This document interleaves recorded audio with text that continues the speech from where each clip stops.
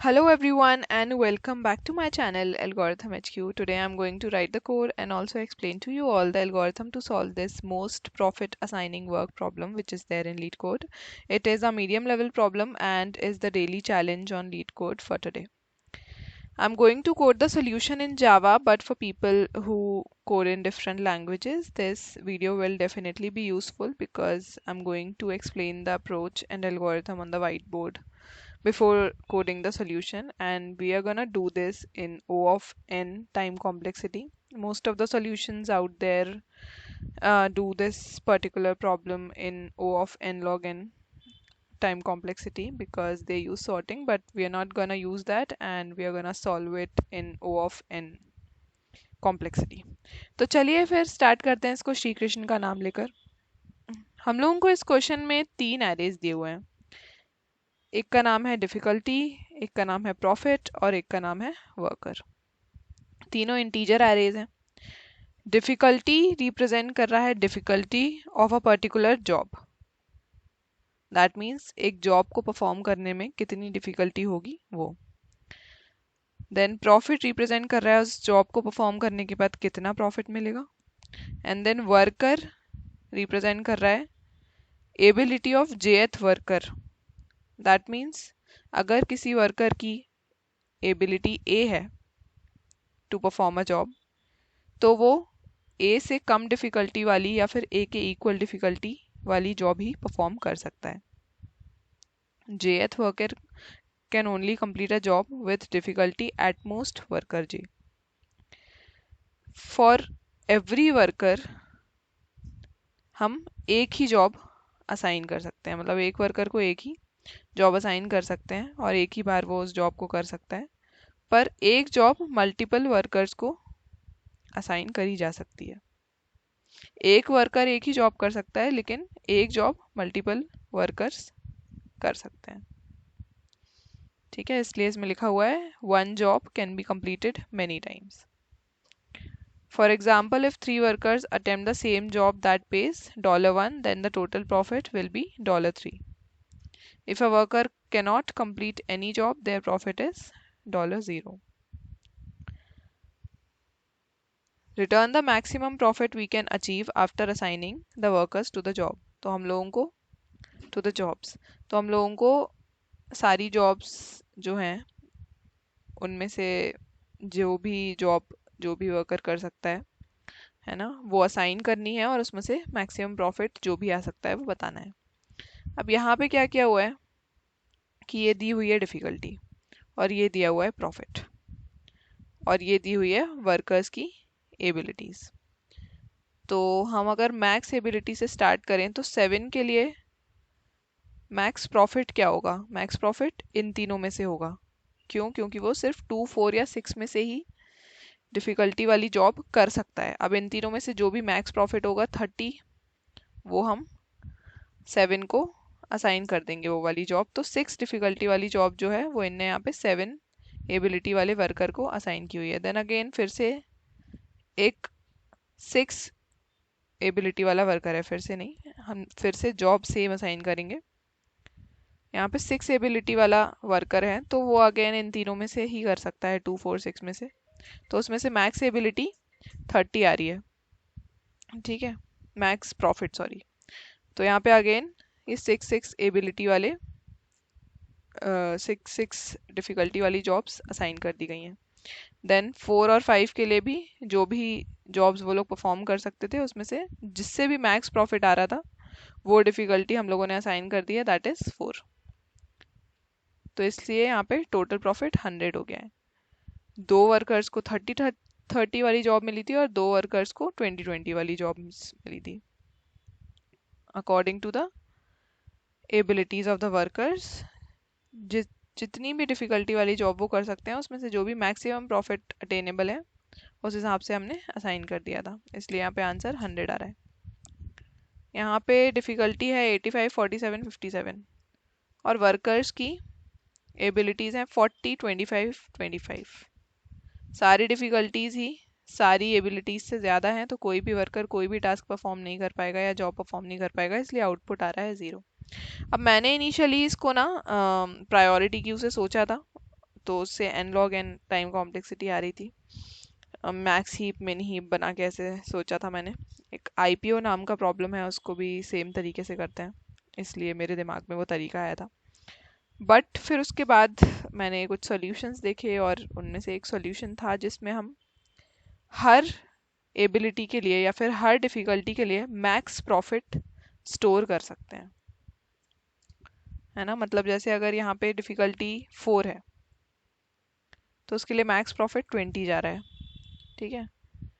और अगर यहाँ पे 2 है, यहाँ पे इसके लिए प्रॉफिट 10 है अभी दिया हुआ है, लेकिन मान लो अगर ये 30 होता तो जो 4 है डिफ़िकल्टी उसके लिए इस एरे के हिसाब से तो हम 20 ही वो कर सकते हैं, 20 ही हमारे पास मैक्स प्रॉफिट आ रहा है। लेकिन अगर यहाँ पे 2 वाले पे 2 डिफ़िकल्टी वाले पे प्रॉफिट 30 होता तो हम 4 एबिलिटी में 30 प्रॉफिट अटेन कर सकते थे। मतलब अगर किसी की एबिलिटी 4 होती तो हम उसको 4 डिफ़िकल्टी वाली जॉब ना देकर 2 डिफ़िकल्टी वाली जॉब देते, क्योंकि एबिलिटी उसकी 4 है, वो 2 और 4 में से दोनों कर सकता है, तो हम उसमें से मैक्स प्रॉफिट वाली जॉब देते। तो हम हर डिफ़िकल्टी के लिए मैक्स प्रॉफिट निकाल लेंगे, या फिर हर एबिलिटी के लिए। Actually difficulty and abilities are interrelated, है ना। डिफ़िकल्टी है ही क्या? Ability required for doing any particular job. तो हम हर एबिलिटी के लिए या हर डिफ़िकल्टी के लिए मैक्स प्रॉफिट जो भी हो सकता है वो एक एरे में स्टोर कर लेंगे, एंड देन इस वर्कर्स एरे पे आइटरेट करके जो भी मैक्स प्रॉफिट होगा उस पर्टिकुलर एबिलिटी पे वो आंसर में ऐड करते जाएंगे। तो कैसे करने वाले हैं वो हम इस एग्जांपल पे ट्राई रन करके समझ लेते हैं।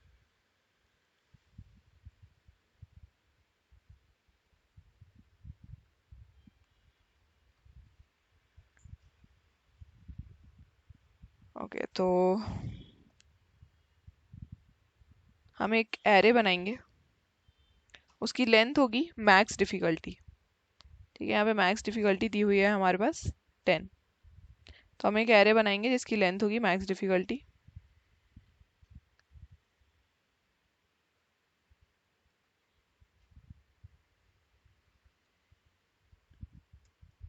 0 से इनिशियलाइज कर देंगे।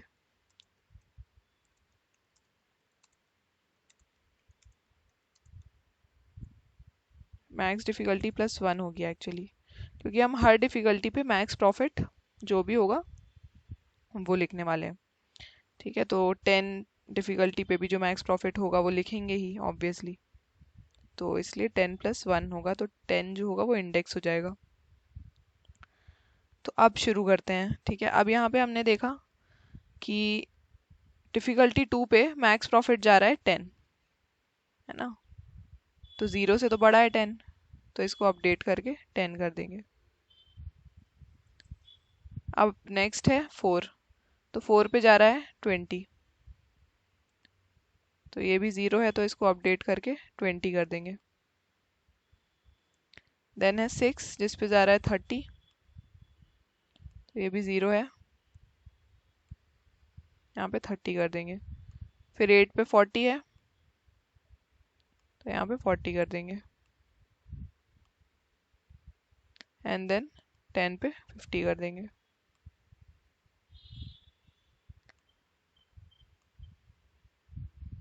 अब यहाँ पे मैंने ये क्यों बोला कि यहाँ पे 0 था इसलिए 10 कर देंगे, क्योंकि ऐसा हो सकता है कि डिफ़िकल्टी वैल्यूज़ अपने आप को रिपीट करें। मान लो कि ऐसी 2 जॉब्स हों जिसकी डिफ़िकल्टी 2 एंड 2 हो, पर प्रॉफिट इनका डिफरेंट हो, इसका 10 हो, इसका 15 हो, है ना। तो एक बार तो हम 10 डाल चुके होंगे, लेकिन अगर हमें 10 से बेटर प्रॉफिट मिलता है तो हम उस वैल्यू को अपडेट करके 15 कर देंगे एरे में, ठीक है।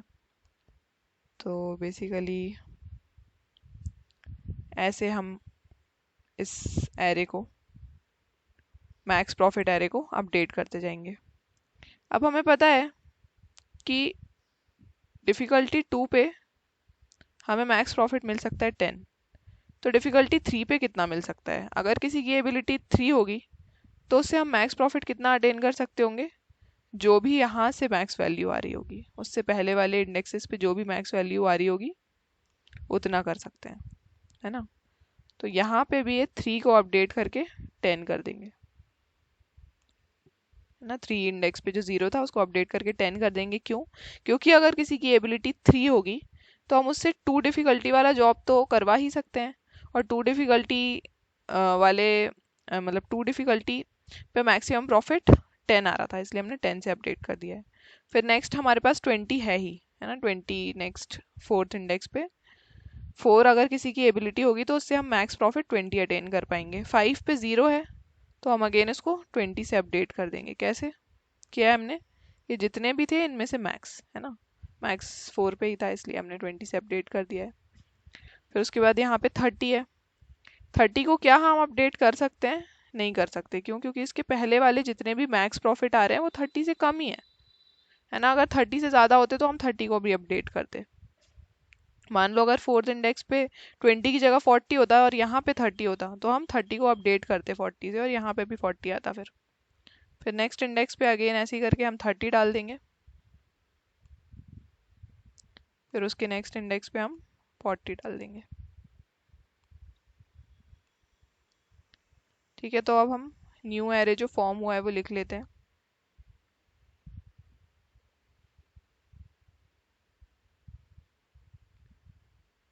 जीरो एबिलिटी पे हम कोई भी प्रॉफिट अटेन नहीं कर सकते, 1 एबिलिटी पे भी नहीं कर सकते, क्योंकि मिनिमम डिफिकल्टी 2 है जिससे हमें प्रॉफिट मिलना शुरू हो रहा है। 2 डिफिकल्टी पे 10 का कर सकते हैं, 3 डिफिकल्टी पे अगेन 10 का, and 20, 20, then 30, then 30, then 40, then 40 again, and then 50.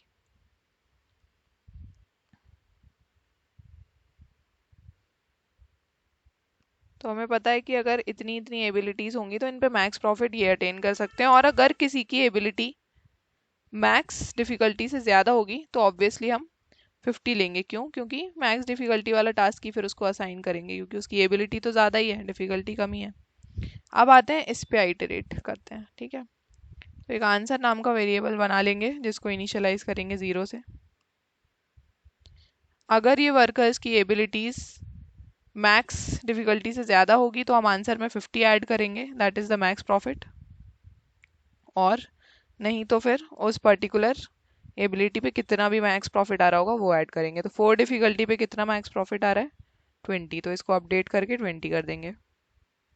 5 difficulty पे कितना आ रहा है? अगेन 20, तो इसको अपडेट करके 40 कर देंगे। 20 पहले था और अब फिर से 20 ऐड हुआ। 6 डिफिकल्टी पे कितना आ रहा है? 30 आ रहा है, तो इसको 70 कर देंगे। और 7 डिफिकल्टी पे कितना आ रहा है? अगेन 30 आ रहा है, तो अगेन इसको 100 कर देंगे। तो ऐसे करके हमारा आंसर आ जाएगा 100 O ऑफ n में। तो अब इसको फटाफट से कोड करके देख लेते हैं कैसे कोड करने वाले हैं। सबसे पहले तो मैक्स डिफिकल्टी निकाल लेते हैं। Max difficulty is equal to arrays dot stream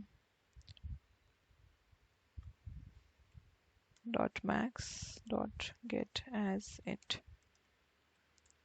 अब एक एरे बना लेते हैं मैक्स प्रॉफिट नाम का। मैक्स डिफिकल्टी +1 होगी इसकी लेंथ। अब आइटरेट करेंगे 0 से लेके प्रॉफिट डॉट लेंथ या फिर डिफिकल्टी डॉट लेंथ तक, दोनों की लेंथ सेम होगी। नंबर ऑफ जॉब्स हैं क्योंकि वो रिप्रेजेंट कर रहे हैं। अब इसमें से हम मैक्स प्रॉफिट पे जाएंगे और पर्टिकुलर डिफिकल्टी के लिए मैक्स प्रॉफिट को अपडेट करेंगे। इसको लिखेंगे math dot max of max profit पे जो पहले से वैल्यू है उस डिफिकल्टी के लिए,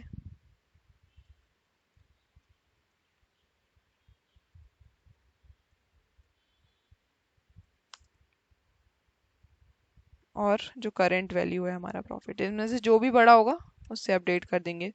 बेसिकली यहाँ पे हम सिर्फ प्रॉफिट भी लिख सकते थे अगर डिफिकल्टी वैल्यूज अपने आप को रिपीट नहीं करती। तो अगर रिपीट कर रही हैं दैट मीन्स पर्टिकुलर डिफिकल्टीज पे 2 डिफरेंट प्रॉफिट्स होंगे और उन डिफरेंट प्रॉफिट्स के लिए हम हमेशा मैक्सिमम प्रॉफिट हमारे मैक्स प्रॉफिट एरे में स्टोर करेंगे।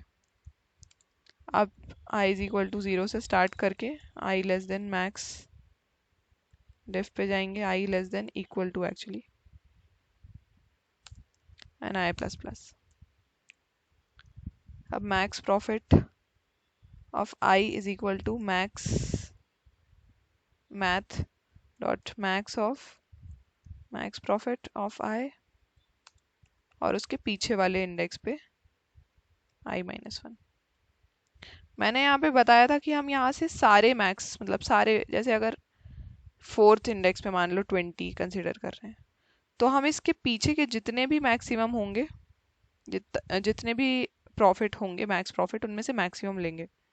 हमें हमेशा पता है कि इनमें से जो मैक्सिमम होगा ना वो ही हमारे i-1 पे स्टोर्ड होगा, क्योंकि हम हर i को अपडेट कर रहे हैं i-1 की मैक्स वैल्यू और उसकी करंट वैल्यू से कंपेयर करके। तो i और i-1 में जो भी बड़ी वैल्यू होगी वही i पे स्टोर होगी।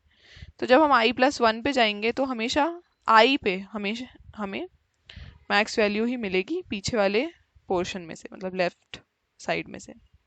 इसलिए हम i-1 से ही सिर्फ चेक कर रहे हैं, पूरा लेफ्ट पोर्शन चेक नहीं कर रहे हैं i का। ठीक है, अब जाएंगे हम एक आंसर बनाएंगे और आइटरेट करेंगे इंट i इन वर्कर पे। अब अगर if i is greater than max difficulty तो यहाँ पे हम आंसर में ऐड कर देंगे मैक्स प्रॉफिट में जो मैक्स डिफिकल्टी पे वैल्यू स्टोर्ड थी वो, और नहीं तो हम आंसर में ऐड कर देंगे मैक्स प्रॉफिट में जो ith डिफिकल्टी पे मैक्स प्रॉफिट आ रहा है, और लास्ट में रिटर्न कर देंगे आंसर। रन करके देख लेते हैं एक बार।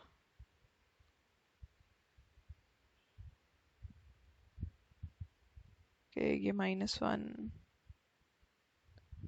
ओके ये इसलिए आ रहा होगा क्योंकि यहाँ पे मैंने i 0 से ले लिया है, इसको 1 से लेना होगा, तभी i-1 हमेशा 0 से ग्रेटर देन इक्वल होगा।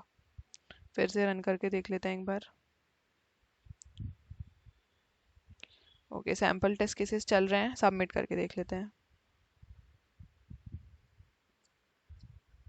और कोड सक्सेसफुली सबमिट भी हो गया है। बट जाने से पहले please don't forget to like the video and subscribe to my channel if you haven't already. Also do tell me my improvement points in the comment section. That's it for the video. Radhe Radhe.